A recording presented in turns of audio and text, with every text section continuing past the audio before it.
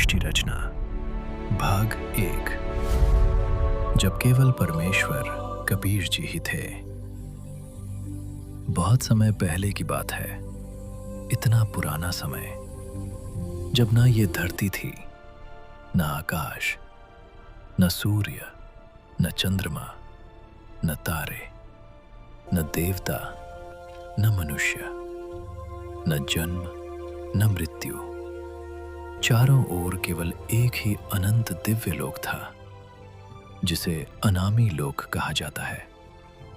उस लोक में केवल एक ही सत्ता विराजमान थी, पूर्ण परमात्मा, सत्य पुरुष, परमेश्वर कबीर जी।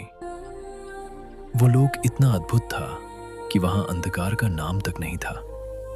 हर ओर दिव्य प्रकाश फैला हुआ था और उस अनंत शांति के मध्य परमेश्वर कबीर जी अकेले विराजमान थे। फिर एक दिन परमेश्वर के भीतर एक विचार उत्पन्न हुआ, मैं एक से अनेक हो जाऊं। और बस परमात्मा की इच्छा होते ही सृष्टि रचना की लीला आरंभ हो गई। सबसे पहले परमेश्वर ने 3 और दिव्य लोकों की रचना की। पहला अगम लोक, दूसरा अलख लोक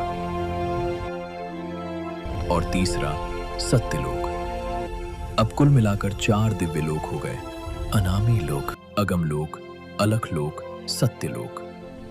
फिर उस एक परमात्मा ने अपने ही 3 रूप प्रकट किए।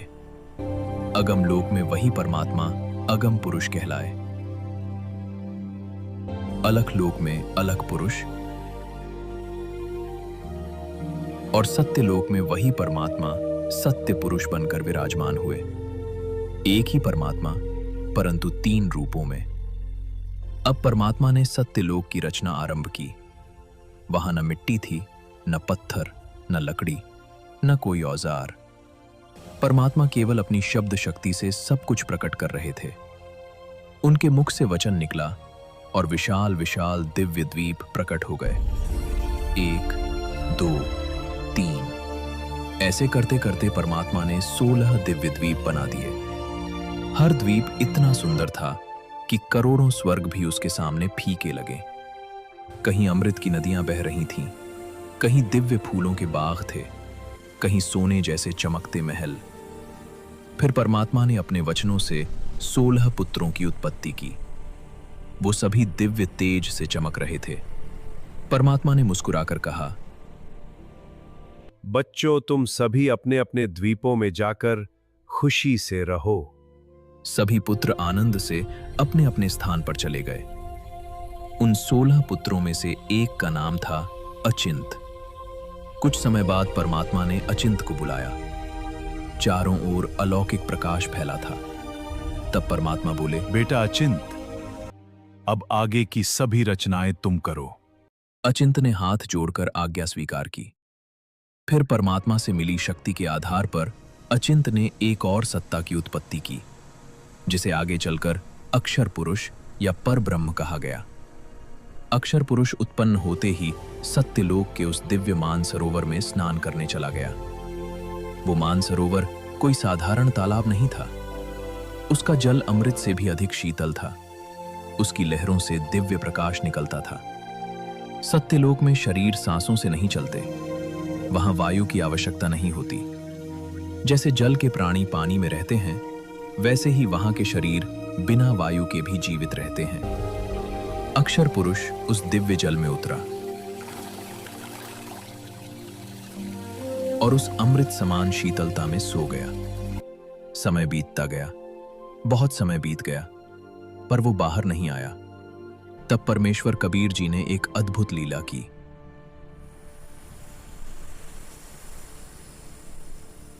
उन्होंने मानसरोवर का जल लिया, अपनी शब्द शक्ति से उसे एक विशाल अंडे का रूप दे दिया। फिर अपने वचन से उसमें एक आत्मा प्रवेश कर दी। उस अंडे को परमात्मा ने जल में छोड़ दिया। अंडा घूमता हुआ जल के भीतर जाने लगा।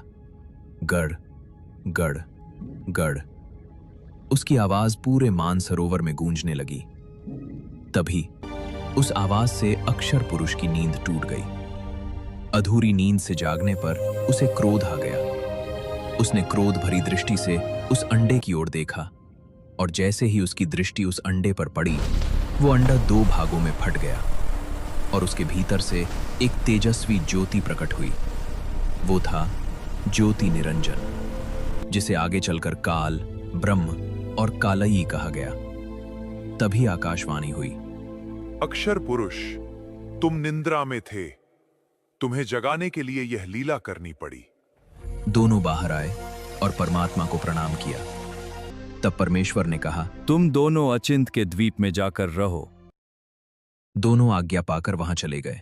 कुछ समय बाद परमात्मा ने अचिंत से कहा, बेटा अचिंत, सृष्टि रचना तुम्हारे बस की बात नहीं है। अब आगे की सारी रचना मैं स्वयं करूंगा। परमात्मा ये लीला इसलिए कर रहे थे ताकि आगे कोई जीव यह भ्रम न पाल ले कि वो स्वयं सृष्टि रचना कर सकता है।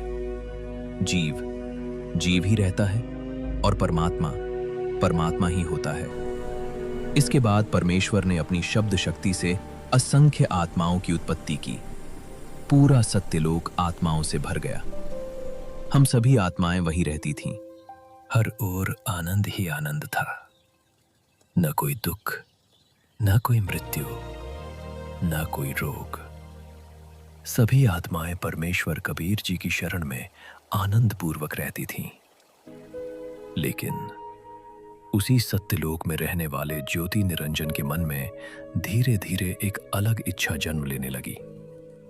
वो सोचने लगा, मेरे सभी भाई अलग अलग द्वीपों में रह रहे हैं और हम तीनों एक ही द्वीप में एक साथ रह रहे हैं। धीरे धीरे उसके भीतर राज्य पाने की लालसा बढ़ती गई और एक दिन उसने कठोर तपस्या आरंभ कर दी। वो एक पैर पर खड़ा हो गया। उसका शरीर स्थिर था, आंखें बंद थीं और वो लगातार तप कर रहा था। उस समय हम सभी आत्माएं उसे आश्चर्य से देख रही थीं। उसकी वो तपस्या, उसकी वो अदा, उसकी वो स्थिरता धीरे धीरे हमारे मन को आकर्षित करने लगी। हम उसे देखने लगे और यहीं से हमारी भूल शुरू हुई।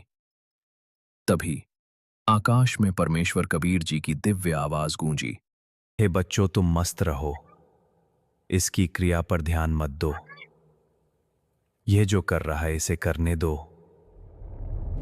परमपिता हमें समझा रहे थे, लेकिन हमारे मन में ज्योति निरंजन के प्रति आकर्षण कम नहीं हुआ। ऊपर से हम शांत हो जाते, पर भीतर ही भीतर उसे देखते रहते। समय बीतता गया। ज्योति निरंजन लगातार तप करता रहा। 1 युग, 10 युग, 50 युग और पूरे 70 युग बीत गए। तब परमेश्वर कबीर जी प्रकट हुए। दिव्य प्रकाश चारों ओर फैल गया। परमात्मा ने पूछा, ज्योति निरंजन, तू क्या चाहता है? पिताजी, मेरे लिए स्थान कम है, मुझे अलग राज्य चाहिए। परमेश्वर मुस्कुराए और बोले, ठीक है, तेरे 70 युग के तप के प्रतिफल में मैं तुझे 21 ब्रह्मांड देता हूं। जैसे कोई पिता अपने पुत्र को अलग भूमि दे दे, वैसे ही परमात्मा ने उसे 21 ब्रह्मांड प्रदान कर दिए। अब ज्योति निरंजन बहुत प्रसन्न हुआ, लेकिन उसके मन की इच्छा अभी समाप्त नहीं हुई थी। उसने सोचा, अब मेरे पास राज्य तो है, पर इसमें रचना भी होनी चाहिए। और उसने फिर तपस्या शुरू कर दी। फिर वही 1 पैर, फिर वही कठोर तप, और हम आत्माएं अब पहले से भी अधिक उसकी ओर आकर्षित होने लगी। परमेश्वर बार बार हमें समझा रहे थे, बच्चों, उसकी क्रिया पर ध्यान मत दो। लेकिन हम अपने परमपिता की बात को भीतर से स्वीकार नहीं कर पा रहे थे। समय बीता और फिर पूरे 70 युग निकल गए। तब परमेश्वर कबीर जी ने फिर पूछा, ज्योति निरंजन, अब क्या चाहता है तू? प्रभु, मुझे सृष्टि रचना की सामग्री दे दीजिए। परमेश्वर कबीर साहिब जी ने ज्योति निरंजन को कहा कि उन्होंने अपने पहले पुत्र कूर्म को सर्व रचना सामग्री दे रखी है। कूर्म से प्रार्थना करके शिष्टाचार और विनम्र भाव से रचना सामग्री मांग लो। जब ज्योति निरंजन कूर्म जी के पास गया, उस समय कूर्म जी ध्यान अवस्था में थे। ज्योति निरंजन ने बिना किसी शिष्टाचार और प्रार्थना किए ही जबरदस्ती कूर्म जी का मुकुट उतारा, जिसके बाद उस मुकुट से 5 तत्व, तीनों गुण, रजगुण, सद्गुण और तमगुण निकले। अब उसके पास रचना की शक्ति भी आ गई, लेकिन उसके मन में अभी भी एक कमी थी। उसने सोचा, इतने बड़े राज्य में अकेले क्या करूंगा? मेरे साथ कुछ आत्माएं भी होनी चाहिए। और उसने तीसरी बार तपस्या शुरू कर दी। इस बार उसने 64 युग तक तप किया। तब परमात्मा फिर प्रकट हुए।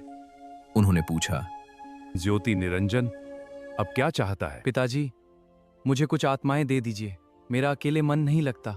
ये सुनकर परमात्मा गंभीर हो गए। उन्होंने कहा, ये सभी आत्माएं मेरी संतान हैं, मेरे ही अंश हैं। मैं इन्हें किसी भी कीमत पर तुझे नहीं दे सकता। लेकिन परमात्मा सब जानते थे। वो समझ चुके थे कि हम आत्माएं भीतर से ज्योति निरंजन की ओर आकर्षित हो चुकी हैं। हम अपने परम पिता की आज्ञा के बावजूद उसकी तपस्या को पसंद करने लगे थे। यहीं से हमारी गिरावट शुरू हो चुकी थी।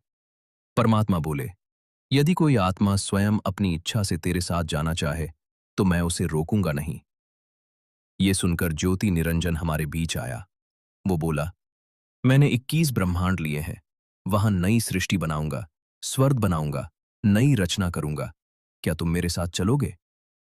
हम सभी आत्माएं उसके चारों ओर इकट्ठी हो गईं, क्योंकि हम पहले से ही उसके मोह में बंध चुके थे। हमने कहा, यदि परमपिता अनुमति दें तो हम तुम्हारे साथ चलेंगे। ज्योति निरंजन तुरंत परमात्मा के पास गया। उसने कहा, पिताजी, कुछ आत्माएं मेरे साथ चलने को तैयार हैं। तब परमेश्वर कबीर जी स्वयं हमारे बीच आए। चारों ओर दिव्य प्रकाश फैल गया।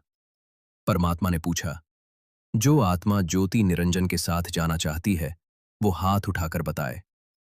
लेकिन हम सभी चुप रहे, क्योंकि हमें शर्म आ रही थी। परमात्मा तो पहले ही हमें समझा चुके थे, फिर भी हमारे मन में मोह बना हुआ था। कुछ क्षणों तक पूरा सत्यलोक शांत रहा। फिर परमात्मा बोले, बोलते क्यों नहीं? तभी एक कर्महीन आत्मा ने सबसे पहले हाथ उठाया।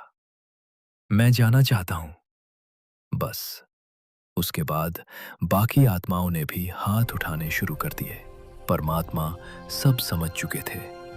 उन्होंने कहा, ठीक है, जो आत्माएं इसके साथ जाना चाहती हैं उनका लेखा मेरे पास रहेगा। समय आने पर मैं उन्हें भेज दूंगा। ज्योति निरंजन प्रसन्न होकर चला गया। लेकिन अब परमात्मा एक और अद्भुत लीला करने वाले थे। एक ऐसी लीला जिससे आगे चलकर दुर्गा की उत्पत्ति होने वाली थी। भाग 1 समाप्त।